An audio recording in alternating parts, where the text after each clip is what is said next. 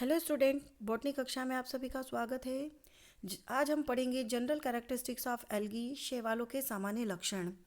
First of all हम ये जानेंगे एल्गी क्या होते हैं। एल्गी शब्द का प्रयोग सर्वप्रथम लिनियस ने किया था।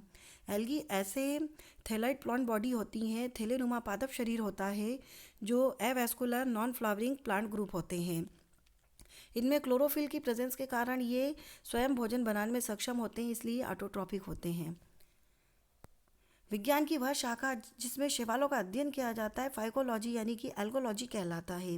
फाइको शब्द की उत्पत्ति ग्रीक भाषा से हुई है, जिसका शाब्दिक अर्थ होता है समुद्री खरपतवार यानी कि seaweeds.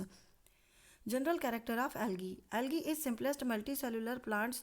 Some are unicellular like chlamydomonas and euglena. Plant body known as thallus and they are avascular. Habitat, these are usually aquatic, either freshwater or marine, and some are terrestrial. शैवाल सरल सजीव हैं, इनमें क्लोरोफिल पाया जाता है। अधिकांश शैवाल पौधों के समान सूर्य के प्रकाश की उपस्थिति में प्रकाश संश्लेषण की क्रिया द्वारा अपना भोजन स्वयं बनाते हैं, अर्थात स्वयं पोषी होते हैं। यानी कि इनमें क्लोरोफिल के कारण ये फोटोसिंथेसिस की क्रिया द्वारा अपना भोजन स्वयं बनाने में सक्षम होते हैं। ये एक कोशिकी से लेकर बहुकोशिकी अनेक रूप में हो सकते हैं। उच्च वर्गीय पौधों के समान इनमें जड़, तना, पत्ती आदि रचनाएं नहीं पाई जाती। जिस तरह से आर्किगोनियटी प्लांट्स होते हैं या एंजियोस्पर्मिक प्लांट्स होते हैं, उनकी plant body root, stem, leaf में डिवाइड होती है, लेकिन यहाँ पर एल्गी लोअर प्लांट्स ग्रुप होता है, तो इसलिए इनका पादप शरीर थैलेनुमा होता है और उनमें जड़, तना, पत्ती का अभाव होता है। ये नम भूमि, अलवणीय एवं लवणीय जल, वृक्षों की छाल, नम दीवारों, हरी भूरी या काली परतों के रूप में देखने को मिलते हैं। यहाँ हम देखेंगे कि शैवालों का जो स्वभाव है यानी कि उनकी जो हैबिट्स है, सामान्य रूप से तो हम देखते हैं कि ये जलीय होते हैं और स्थलीय होते हैं। कुछ एल्गी जल में पाई जाती हैं और जल में भी अलवणीय और लवणीय जल में देखने को मिलती हैं, और स्थलीय जातियाँ भी होती हैं। स्थलीय प्रजातियाँ जो होती हैं जैसे क्लेमाइडोमोनास, फ्रिशेला, वाउचेरिया आदि जो होते हैं, जनरली नम भूमि पर उगते हुए देखने को मिलते हैं। ये टेरेस्ट्रियल एल्गी के एग्जाम्पल्स हैं। किंतु इनके अलावा भी हम देखें तो असाधारण प्राकृतिक वास में भी कुछ एल्गी पाई जाती हैं। अदर हैबिटेट्स में भी शैवालों को देखा गया है, जिनका हम यहाँ पर वर्णन करेंगे। फर्स्ट है लवणोद्भिद यानी कि हेलोफाइट्स। ये ऐसे एल्गी होते हैं जो समुद्री जल में या खारे जल में पाए जाते हैं, उन्हें लवणोद्भिद या हेलोफाइट्स एल्गी कहा जाता है, जैसे ड्यूनेली एला। सेकंड, परजीवी शैवाल। ऐसे शैवाल जो कि दूसरे पौधों के ऊपर उगते हुए पाए जाते हैं, परजीवी के रूप में पाए जाते हैं, दूसरे प्लांट के ऊपर परजीवी के रूप में पाए जाते हैं, उसे परजीवी या पैरासिटिक एल्गी कहा जाता है। जैसे सिफेल्यू रॉस चाय की पत्तियों पर परजीवी के रूप में उगते हुए पाए जाते हैं। थर्ड, सहजीवी शैवाल यानी कि सिम्बायोटिक एल्गी। इस प्रकार की algae Chlorophyceae and Cyanophyceae class के सदस्य में देखने को मिलती है। इस क्लास के जो सदस्य होते हैं वह फंगस के साथ संबंध स्थापित कर सहजीवन व्यतीत करते हैं, यानी कि सिम्बायोटिक लाइफ स्पेंड करते हैं, उसे सिम्बायोटिक एल्गी कहा जाता है, जैसे लाइकेन। इसी प्रकार हम देख सकते हैं कि जो एंथोसिरोस जो कि एक प्रकार का ब्रायोफाइटा होता है, उसके थैलस में एनाबिना जो होती है एल्गी पाई जाती है और सहजीवी जीवन व्यतीत करती है। नेक्स्ट, अधिपादप एल्गी यानी कि इपीफेटिक एल्गी। कुछ एल्गी जैसे कोलियोकीट, बल्बोकीट, बैट्रोस्पर्मम, क्लेडोफोरा दूसरे पौधों पर उगते हुए पाए जाते हैं, उन्हें इपीफिटिक एल्गी कहा जाता है। नेक्स्ट, अधिजांतव एल्गी यानी कि इपीजोइक एल्गी। यह एल्गी जलीय जंतुओं जैसे मछली, मोलस्क, कछुओं आदि के ऊपर उगते हुए पाए जाते हैं, इन्हें अधिजांतव शैवाल कहा जाता है। क्लेडोफोरा की अनेक जातियाँ जो होती हैं इसी कैटेगरी में आती हैं। इसके अलावा भी हम देख सकते हैं कि कुछ बर्फीले शैवाल होते हैं, स्नो एल्गी। कुछ शैवाल बर्फीले स्थानों पर उगते हुए पाए जाते हैं, जैसे क्लेमाइडोमोनास की जातियाँ। नेक्स्ट, पाषाणोद्भिद एल्गी यानी कि लिथोफिटिक एल्गी। कुछ एल्गी जैसे सार्गोसम आदि समुद्री चट्टानों पर उगते हुए पाए जाते हैं। वे एल्गी जो समुद्री रॉक्स पर, सी रॉक्स पर ग्रो होती हैं, उन्हें लिथोफिटिक एल्गी कहा जाता है। Thermal algae. कुछ एल्गी बहुत अधिक टेम्परेचर वाले स्थानों पर उगती हुई पाई जाती हैं, या जहाँ टेम्परेचर 50 से 70 डिग्री सेंटीग्रेड होता है वहाँ ग्रो होती हैं, उन्हें थर्मल एल्गी कहते हैं।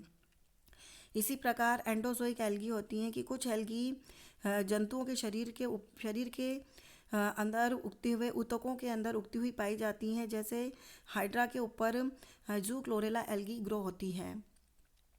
तो यहाँ पर हमने असाधारण प्राकृतिक वास वाले एल्गी के बारे में जाना। अब आगे हम देखेंगे कि कुछ और कैरेक्टर्स हैं एल्गी के, कि जो एल्गी होती है उनमें एम्ब्रियो का डेवलपमेंट नहीं होता, यानी कि भ्रूण निर्माण की क्रिया एल्गी में देखने को नहीं मिलती। यह भी इसका एक स्पेशल कैरेक्टर होता है, क्योंकि जो हायर प्लांट्स होते हैं, एंजियोस्पर्मिक प्लांट्स होते हैं या जिम्नोस्पर्म होते हैं, उनमें जाइगोट के बाद भ्रूण का निर्माण की क्रिया होती है। स्पष्ट पीढ़ी एकांतरण पाया जाता है।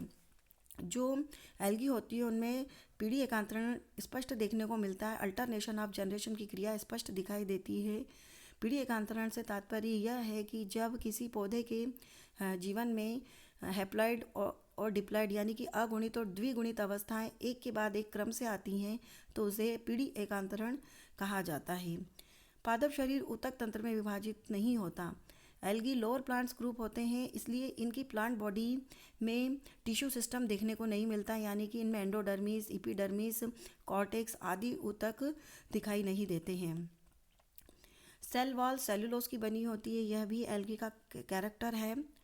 जननांगों में जैकेट नहीं पाए जाते, यानी कि जो रिप्रोडक्टिव ऑर्गन्स होते हैं उनके चारों ओर कोई प्रोटेक्टिव कवरिंग नहीं पाई जाती। जबकि हम ब्रायोफाइटा टेरिडोफाइटा के मेंबर्स में यदि देखें तो रिप्रोडक्टिव ऑर्गन के चारों ओर प्रोटेक्टिव कवरिंग जैकेट के रूप में प्रेजेंट होती है। तो यह एल्गी के नॉर्मल कैरेक्टर्स होते हैं। अभी हम और आगे डिस्कस करेंगे। इसके पहले हम ये जानेंगे कि शैवालों का सुकाय संगठन क्या होता है। थैलस ऑर्गेनाइजेशन एल्गी में किस प्रकार का होता है। शैवाल के विभिन्न सदस्यों में थैलस की आकृति, शेप, साइज जो होते हैं भिन्न भिन्न होते हैं। थैलस जो होते हैं कई प्रकार के हो सकते हैं, जैसे यूनिसेल्युलर। इस प्रकार के एल्गी कारोफाइटा और फियोफाइटा को छोड़कर सभी क्लास में पाए जाते हैं, यानी कि जो कारोफाइटा और फियोफाइटा क्लास होती हैं उनमें यूनिसेल्युलर टाइप का थैलस नहीं होता। बाकी सभी क्लास के मेंबर्स में इसी प्रकार का थैलस पाया जाता है, जिसमें कुछ थैलस अमीबीय होते हैं, जैसे राइजोसिस्टिस। कुछ चल होते हैं छल थैलस, कुछ अचल होते हैं यानी कि नॉन मोटाइल फॉर्म होते हैं। इसके अलावा हम देखें तो सिनोबियल टाइप का भी थैलस होता है। इस प्रकार में एक सिनोबियम होता है जिसमें कोशिकाओं की संख्या निश्चित होती है। इसके दो प्रकार बताए गए हैं, फ्लैजिलेटेड सिनोबिया और नॉन फ्लैजिलेटेड। फ्लैजिलेटेड के अंतर्गत वॉलवॉक्स, यूडोराइना, पेंडोराइना आदि आते हैं, जबकि नॉन फ्लैजिलेट सिनोबिया के अंतर्गत हाइड्रोडिक्टोन आता है। फिर अगली कैटेगरी यदि हम देखें तो सिनोबियल के बाद आती है एग्रीगेट्स या कॉलोनीज़। इसमें कॉलोनीज़ कई तरह की होती हैं, जैसे पामेलाइट कॉलोनीज़ जो क्लेमाइडोमोनास में देखने को मिलती है, डेंड्राइट्स कॉलोनी जो कि क्राइसोडेंड्रॉन में देखने को मिलती है। इसके अलावा राइजोपोडियल कॉलोनी भी होती है जो राइजोक्राइसिस में पाई जाती है। फिर हम देखेंगे तंतुवत यानी कि फिलामेंटस थैलस, जो कि दो प्रकार के होते हैं, ब्रांच्ड एंड अनब्रांच्ड। अगला ऑर्गेनाइजेशन आता है साइफोनेसियस टाइप का थैलस। इस प्रकार की थैलस की कोशिकाएं लंबवत हो जाती हैं, मतलब इलांगेटेड हो जाती हैं। सेल के मध्य में पट्ट यानी कि सेप्टा घुल जाते हैं, जिससे थैलस सिनोसिटिक स्वभाव का हो जाता है तथा बहुकेंद्रिकी हो जाता है, जैसे वाउचेरिया। फिर इसके अलावा विकसित फॉर्म्स भी होते हैं, कुछ एडवांस फॉर्म होते हैं। पट्ट युक्त पट्ट रहित तंतुवत शैवालों में निम्न तीन तरह के रूप देखने को मिलते हैं, जिनमें एक होता है एक अक्षीय निर्माण, दूसरा होता है बहुअक्षीय निर्माण और तीसरा होता है पैरेनकाइमेटस फॉर्म। तो इस प्रकार से जो थैलस का ऑर्गेनाइजेशन है, थैलस संगठन है, वह हमें अलग अलग तरह की एल्गी में डिफरेंट टाइप्स का देखने को मिलता है, जिसमें सबसे पहला देखा हमने यूनिसेल्युलर फॉर्म्स, जिसके कई तरह के टाइप्स बताए गए। फिर सेकंड हमने देखा सिनोबियल। थर्ड हमने जाना कॉलोनियल फॉर्म्स देखा, फिर फिलामेंटस देखा, और उसके बाद हमने फिफ्थ पॉइंट देखा साइफोनेसियस टाइप का। तो ये 5 तरह का हमने जो है थैलस ऑर्गेनाइजेशन जाना। पिगमेंट्स के बारे में यदि हम बात करें तो अलग अलग क्लास के मेंबर में अलग अलग तरह के पिगमेंट्स होते हैं। पिगमेंट के कारण ही एल्गी को डिफरेंट क्लास में डिवाइड किया गया है, जिसका वर्णन हम एल्गी की क्लासिफिकेशन में करेंगे। फिर भी यहाँ हम संक्षेप में जानेंगे कि क्लोरोफाइसी क्लास के अंतर्गत ग्रीन एल्गी रखे गए हैं, हरे शैवाल रखे गए हैं। इसी प्रकार जो जेंथोफाइसी होती हैं उसमें जो है पीले हरे शैवालों को रखा गया है। फिर फियोफाइसी क्लास के अंतर्गत ब्राउन एल्गी आते हैं और रोडोफाइसी क्लास के अंतर्गत लाल शैवालों को रखा गया है। नेक्स्ट पॉइंट हम देखेंगे रिप्रोडक्शन यानी कि जनन। Algae reproduce either bye vegetative, asexual और सेक्सुअल मेथड। एल्गी जो होती है 3 मेथड से रिप्रोडक्शन करती है। उसमें फर्स्ट है वेजिटेटिव मेथड जो फ्रेगमेंटेशन द्वारा होती है, वर्धी जनन। कुछ एल्गी जैसे यूलोथ्रिक्स, उडोगोनियम एंड वाउचेरिया आदि में वर्धी जनन विखंडन विधि या फ्रेगमेंटेशन द्वारा होता है। इस विधि में जो फिलामेंट्स होते हैं वह छोटे छोटे फ्रेगमेंट्स में या खंडों में टूट जाते हैं और प्रत्येक खंड से एक नया तंतु बन जाता है। इसे वेजिटेटिव रिप्रोडक्शन कहा जाता है। इसके बाद जनन की दूसरी मेथड आती है एसेक्सुअल मेथड यानी कि अलैंगिक विधि। शैवालों में यह जनन विभिन्न प्रकार के स्पोर्स द्वारा होता है। ये स्पोर्स अंकुरण करके नए पौधे को जन्म देते हैं। यह जनन अनुकूल परिस्थितियों में संपन्न होता है। इस प्रकार के जनन में कई तरह के स्पोर्स डेवलप होते हैं, जैसे जू स्पोर्स मेथड होती है, एप्लेनोस्पोर्स होती हैं, यानी कि कई विधियां होती हैं जिसमें जू स्पोर्स, पामेला अवस्था, एप्लेनोस्पोर्स, हिप्नोस्पोर्स, एकाइनिट्स, सिस्ट, एंडोस्पोर्स आदि जो हैं अलैंगिक जनन की विधियां बताई गई हैं। इसके बाद हम आगे देखेंगे सेक्सुअल मेथड्स यानी कि लैंगिक जनन। तीसरा जनन लैंगिक जनन होता है जो 3 प्रकार का बताया गया है, isogamous, N isogamous and oogamous. शैवालों में जनन कई प्रकार से होता है। कुछ एल्गी स्वयं विभाजित होते हैं और बढ़ते चले जाते हैं। यह क्रिया कोशिका विभाजन मेथड द्वारा होती है। जितने भी यूनिसेल्युलर एल्गी होते हैं वे सभी सेल डिवीजन द्वारा ही रिप्रोडक्शन करते हैं। मल्टी सेल्युलर एल्गी में अलैंगिक जनन तथा लैंगिक जनन दोनों प्रकार का जनन होता है। अलैंगिक जनन कई मेथड से होता है जिसे हमने आगे डिस्कस किया। अब हम देखेंगे लैंगिक जनन यानी कि सेक्सुअल रिप्रोडक्शन। 2 विभिन्न प्रकार की कोशिकाओं के संयोग से लैंगिक जनन की क्रिया प्रारंभ होती है।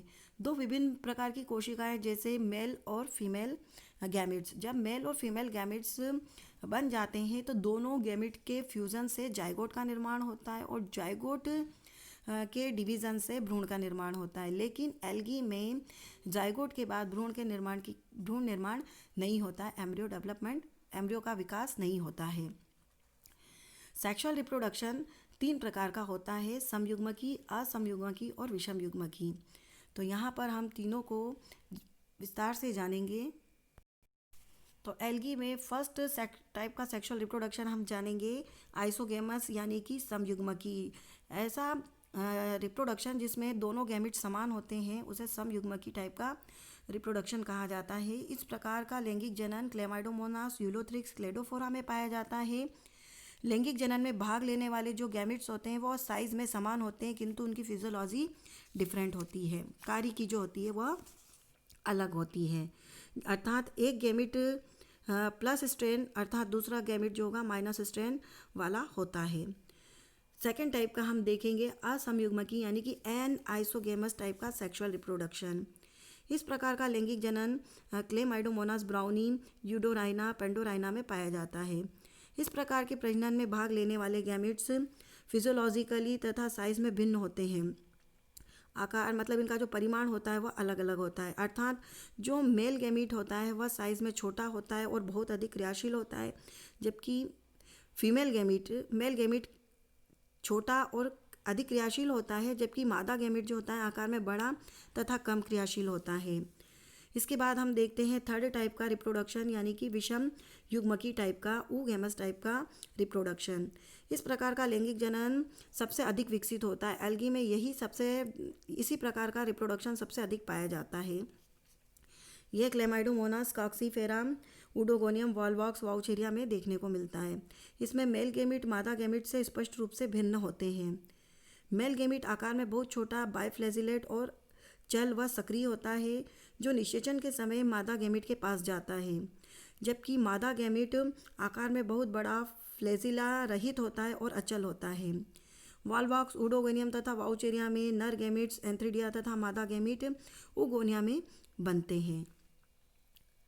तो इस प्रकार आज हमने जो है जनरल कैरेक्टर्स ऑफ एल्गी के अंतर्गत एल्गी के सामान्य लक्षणों का अध्ययन किया, जिसमें हमने एल्गी का रिप्रोडक्शन, एल्गी में पिगमेंट्स के बारे में, एल्गी में किस तरह के पिगमेंट्स पाए जाते हैं, एल्गी का थैलस ऑर्गेनाइजेशन कैसा होता है, थैलस की संरचना कैसी होती है, ये कैरेक्टर्स के बारे में जाना।